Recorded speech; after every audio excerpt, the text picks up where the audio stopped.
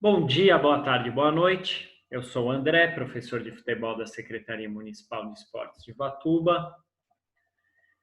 Quero agradecer a vocês que acompanham as aulas em nosso canal do YouTube, da Secretaria de Esportes.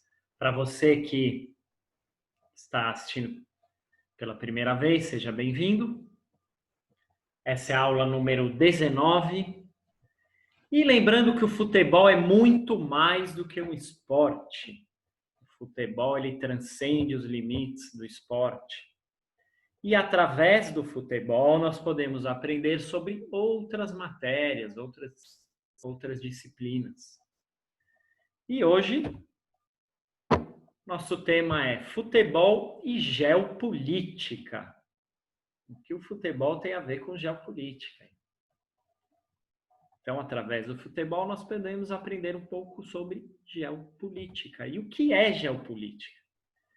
Vocês podem pesquisar no Google, no Wikipédia, basta digitar geopolítica. Aqui uma definição que eu pesquisei na internet, que diz que a geopolítica busca compreender as relações territoriais envolvendo os países no plano internacional. E para conhecer geopolítica, nós precisamos estudar um pouco sobre geografia, história, política, filosofia, entre outras disciplinas.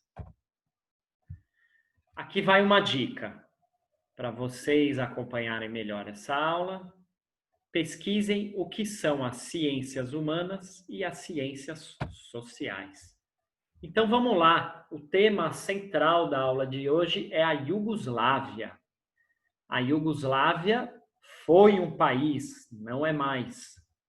Daqui a pouco a gente vai entender por que a Iugoslávia não é mais um país. Primeiro, a relação desse país com o futebol. Foi um país de muita tradição no futebol. Eram apaixonados por futebol, tinham uma relação muito íntima e próxima. A seleção foi campeã olímpica. A seleção de futebol foi campeã olímpica em 1960. Campeã mundial da categoria sub-20 em 1987. O Brasil já jogou diversas vezes contra a Iugoslávia em Copas do Mundo. Empatou 2 vezes, nas Copas de 54 e 74. Na Copa de 1930, portanto, a primeira Copa do Mundo, a Iugoslávia ganhou do Brasil por 2-1. Já na Copa de 50, 1950, o Brasil ganhou da Iugoslávia por 2-0. E a última Copa que a Iugoslávia participou como um país foi em 1990. Ela saiu nas quartas de final para a Argentina nos pênaltis, depois de 0-0 no tempo regulamentar. Quer dizer, uma equipe que sempre deu muito trabalho. Nunca foi campeã do mundo, mas sempre deu muito trabalho. E foi campeã do mundo na categoria sub-20, né, em 87. Então tá, por que a Iugoslávia não é mais um país? Vamos tentar entender um pouco dessa história. Durante 1992 e 1995, ocorreu a Guerra da Bósnia. E olha a importância, a Guerra da Bósnia é considerada a maior transformação geopolítica do século XX.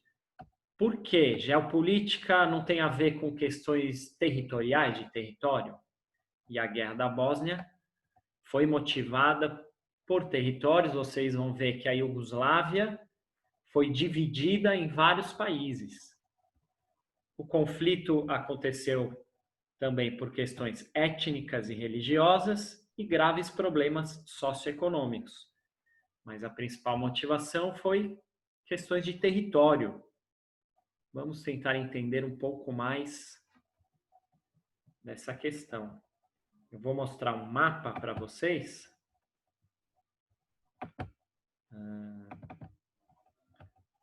Primeiro aqui, ó. Então, vocês estão vendo, mapa iugoslavo, antes e depois. Por quê? Antes. Essa era a Iugoslávia, esse era o território iugoslavo.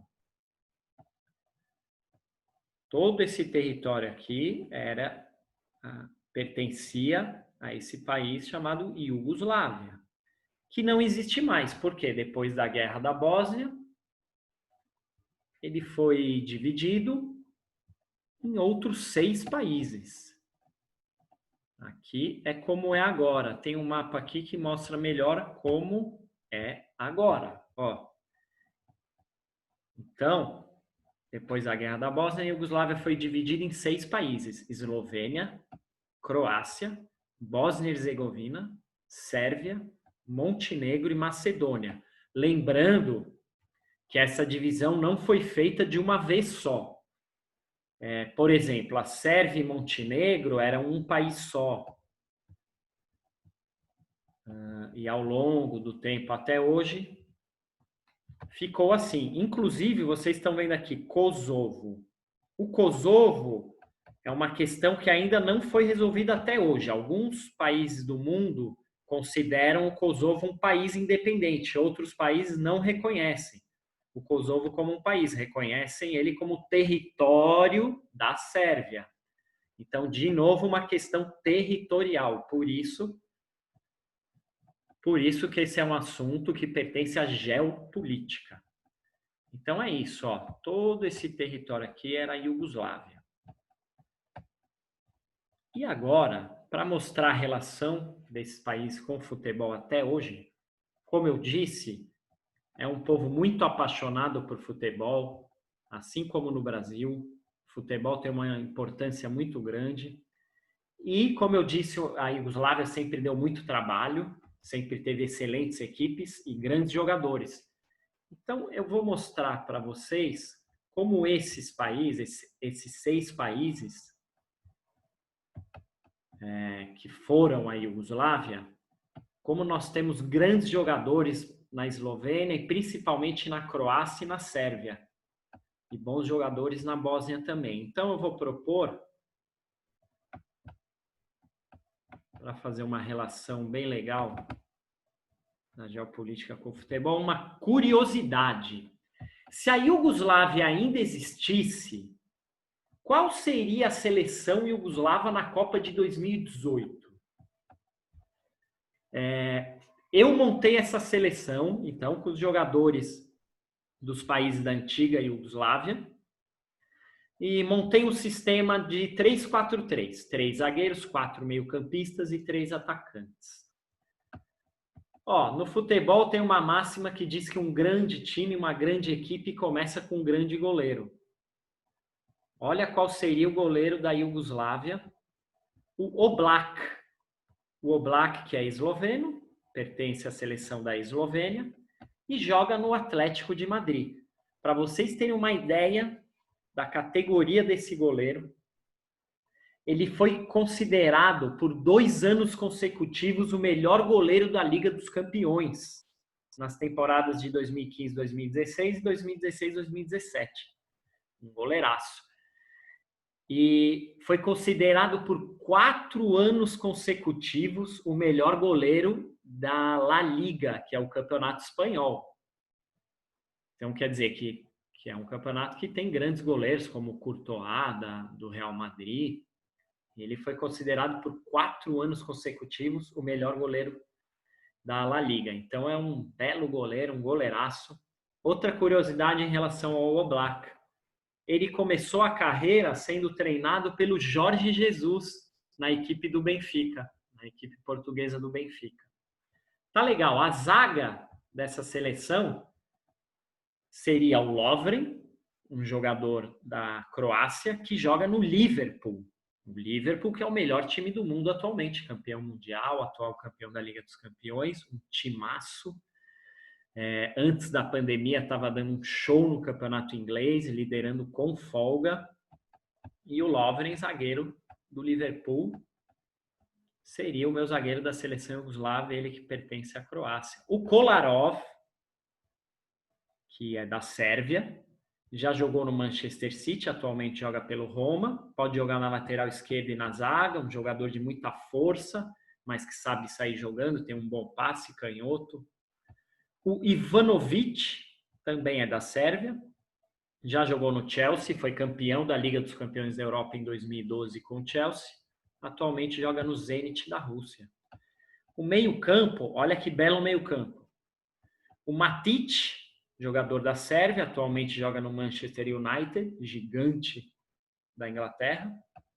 O Pjanic, jogador da Bósnia, já jogou no Lyon, no Roma, Juventus, grandes equipes da Europa. O Rakitic, com certeza a maioria de vocês conhece, jogador da Croácia que atualmente atua pelo Barcelona. E esse aqui dispensa comentários, hein?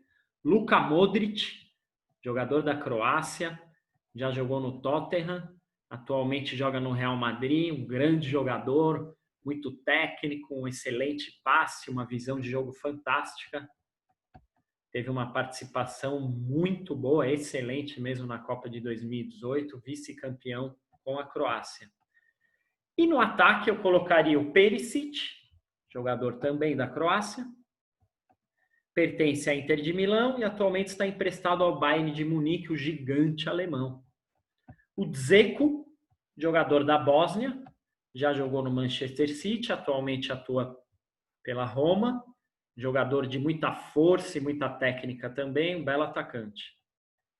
E o Mario Mandzukic, jogador da Croácia, já atuou por Bayern de Munique, Atlético de Madrid, Juventus, gigantes europeus, atualmente joga no Al Duhail do Emirados Árabes, jogador já em final de carreira, mas que na Copa de 2018 teve uma bela participação, foi vice-campeão com a Croácia e com certeza uma das peças principais da equipe croata.